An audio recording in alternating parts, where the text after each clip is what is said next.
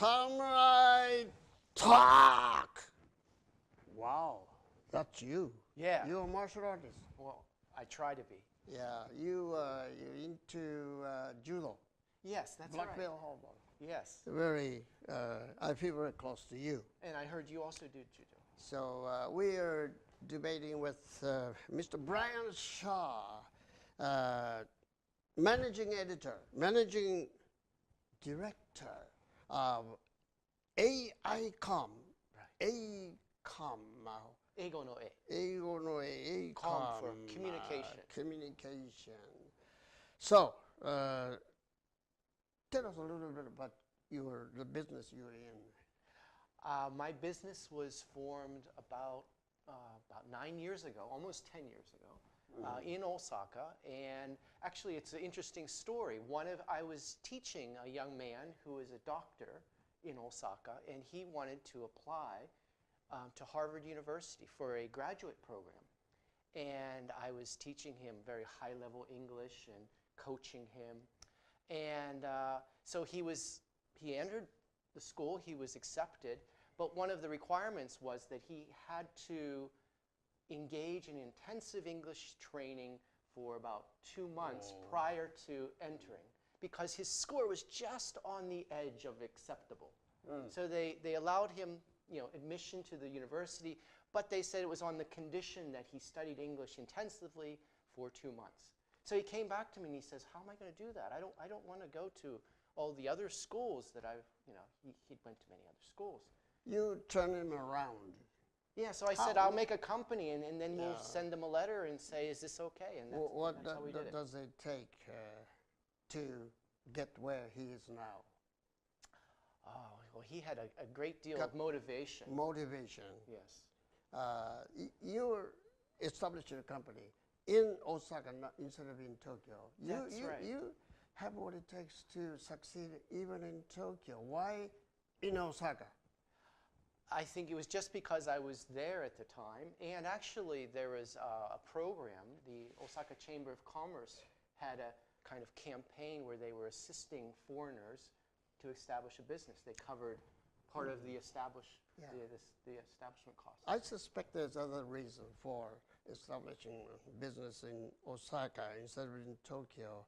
Is that because the Irish rebelliousness and Osaka's nandiane sort of spirit, the rebellious spirit, runs in families, cultural genes? So. I think there's some connection there, yes. Yeah. How do you compare the Osaka culture and Tokyo culture? So Osaka ben ne. Sometimes I don't know the difference between Osaka ben and regular Japanese. So I sometimes stop people. I say, "Is that Osaka ben or is that?" Oh, really? Yeah.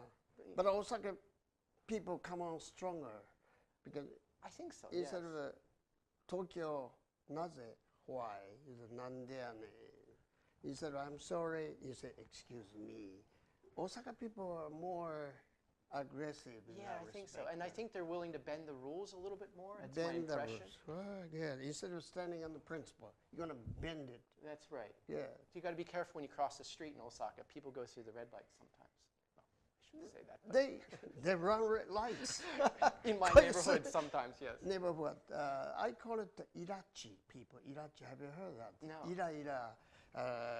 It's a kind of you have ants in your pants all the time. Kansai people are described by people. They got somewhere to go. So angrily busy. They push the envelope, so to speak. Push the envelope.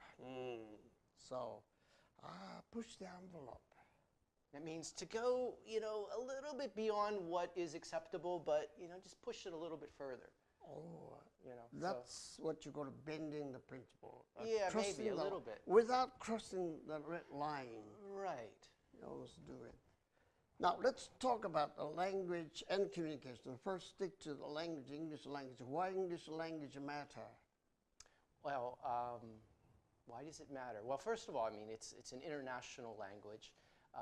English is associated with English-speaking countries, but in fact, in the world, there's more non-native English speakers than native speakers.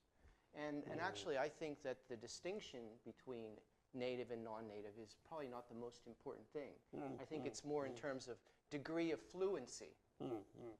So for example, in part of my business, I help schools find and hire teachers. So I advise them and I help identify good teachers and train them and so forth. And we used to put job advertisements saying native English teacher. But we stopped that because we realized that native is not the key word. It's more highly fluent. Yeah, that's right. When I first met you at Osaka ICEE, youth, and I thought we hit it off the first time. We said each other. And what set you apart from the rest of Gaijin teachers? What is the selling point? Selling point. I think I had a career prior to coming to Japan. So for example, because I had business experience, when I first came to Japan, I focused on teaching business English. And I was able to do that because I actually had business experience. But I think there might be a lot of people who find themselves in the situation where they have to teach business English when they don't really have business experience. They may be fluent native speakers, but they don't know how English is used in the context of business. And this is really, really important. Can you build a case for Carl Ghosn? He have acquired Japanese, he could have made a lot of mistakes. Yes. That's my case. Would you counter that? Yes, my impression is perhaps he made too many enemies along the way, and that came back to get him. I'm not sure exactly. But not the enemies. Sometimes you made a lot of friends. Yes. Who knows? They might turn out to be frenemies. Frenemies, good word. I like that. Like in the case of Olympus, the same thing. When he came in from Liverpool, London, just like Osaka, he was very happy. You know, everyone greeted with, like treated him like a king, and he was disposed. What happened? He wasn't able to speak English. Everyone thought it was better for the Gaijin to stick to English language only. And everyone enjoyed it. As it turned out, he lost his job. What's going on here? Carl's going the same way. We're talking about communication. Could you? Well, in Carlos Ghosn's situation, I don't think it was maybe a communication problem. Yes. Of course. But I think it might, you mentioned earlier, I heard you say that, he made a comment, it was not very showing humility. I'm worth it. Right, I'm worth it. I think that's, he's making mistakes not with English, but cultural, perhaps, mistakes there. So that's not looked at as being a good character to be sort of boastful. Yeah. So I think in Japan you have to sort of adjust to the culture. That's why you were chosen to be the chief judge of ICEE Youth. Yes. Well, the first time I met him, wow, he's got what it takes to make it either in Osaka or Tokyo. Oh, thank you. I appreciate that. I'm a good judge of people. I think you are. Yeah, that's why you're here. But anyway, the point is, what's the difference between English language as a communication tool, language versus communication? Which comes first? Well, I think language is, of course, the medium of communication, but communication also requires an understanding of culture and expectations. It's not just about sort of changing, having, for example, a Japanese mindset and just changing what you want to say from Japanese into English, because depending on the other side and their understanding of your thinking, it might be quite different. So for example, in ICEE, there's a negotiation event, and I think that's really great because it gives the contestants the opportunity to sort of test that skill. Of course, they're working with other, usually students or... But when it comes up to Tokyo, a lot of people will try to keep you on your toes. I would love to. Ask a lot of tough questions. But you can take it as Irish man, with a sense of humor. I try my best. What yes. kind of a sense of humor does an Irish person have against the British sense of humor? Twisted, Oscar Wilde. Yes, yes, I think so. Where does that come from? The environment, historical background. What other perspectives do you think that you are different from the rest of Great Britain?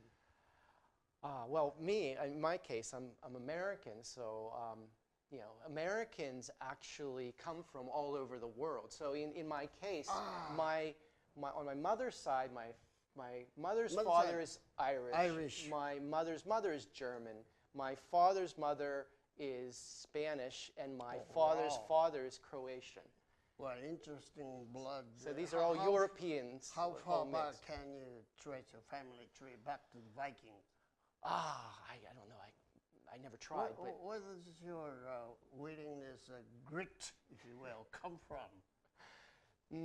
Well, I think it comes from, you know, my ancestors, you know, going back to my grandparents and their parents. They came to America. They were first generation. So I'm probably about a third generation American. But, you know, working class people. You know, I was the first in my family to go to university, for example. Meaning you started at the bottom. Right, yes. Really? Yes. Could you tell me how pathetic or how tragic? To be great, you got to have a bad childhood, tough childhood. Yeah, tough. I think it does help, but it shouldn't be so tough that it breaks you, but it should make you stronger. How tough was yours? You know, it wasn't that tough, but I went to public schools all through my career, you know, from first grade all the way through high school. You know, a lot of people in Japan don't want to go to public schools. They feel like a private school is, you know, better for their children. It's a better environment and so forth.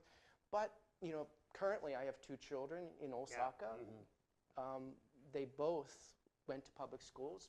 Actually, my daughter now goes to a private school on a scholarship, but from the first to the sixth grade in elementary school, all public school, local schools.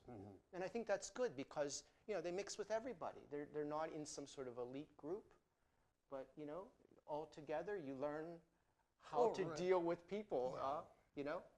So give them freedom of choice. Yes. Instead of giving them either tough love or soft love. Do you believe in tough love or soft love to teaching your kids? I think both are necessary. Both, and sometimes I think spanking. Well, yeah, I try not to do that, but I think my kids consider me quite strict. Kibishi desu ne. Not because to give them a whip. No, not because of that, but because you know, I'm always checking what they're doing and asking them if that's what they need to be doing. If my son is playing Nintendo, I say, "Did you write your Nikki?" You know. Oh, really? Yes. Wow. I'm glad. So let me ask you to wrap up. Okay. Or 3-minute extra talk. Okay. You should have said something. Let me interpret. Okay. So I would just like to tell you a brief story. A few years ago, I had a student who was applying to university in America, and he had to write an essay about his education. And he chose a theme about what it means to be smart. He said in his essay, in Japan, the concept of being smart is related to knowing many facts, knowing many things.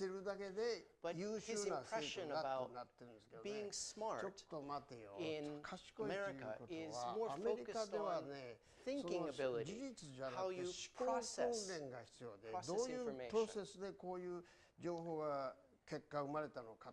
So it makes me think, てましたね。 What is most だから important? Is it 一番 knowing 大切な facts のは事 or is 実だ it けを知っていることなの the か、 ability to それ think, とも process 考 facts? える思考の過程を大切に In す the るかどうかで 21st すね。 century, 21世紀 we にな have りますとで access すね、 to 我々は lots of い information ろ at ん our な情 fingertips. 報 We の have 洪水になっ smartphones てますけど where ね、 we can スマ ask ホがあります。 the それ questions か and ら they give us 質問 answers. をすれ We ば can find 瞬 facts 間に immediately. 答えが出る。事実に関しては So the 全 most 然 important 問 thing 題 is はないんですけ how ど、そ do れじゃ we なくて、一 decide 体我 what is 々 important? は How 大 do 切 we なことは何なのか analyze と、 these その facts? 分析をどうすべきかと I いう think よ this う is な the プロセ challenge スが of 21st century 欠 education. けてるんですね。21世紀の挑戦というのはそういうことでしょうね。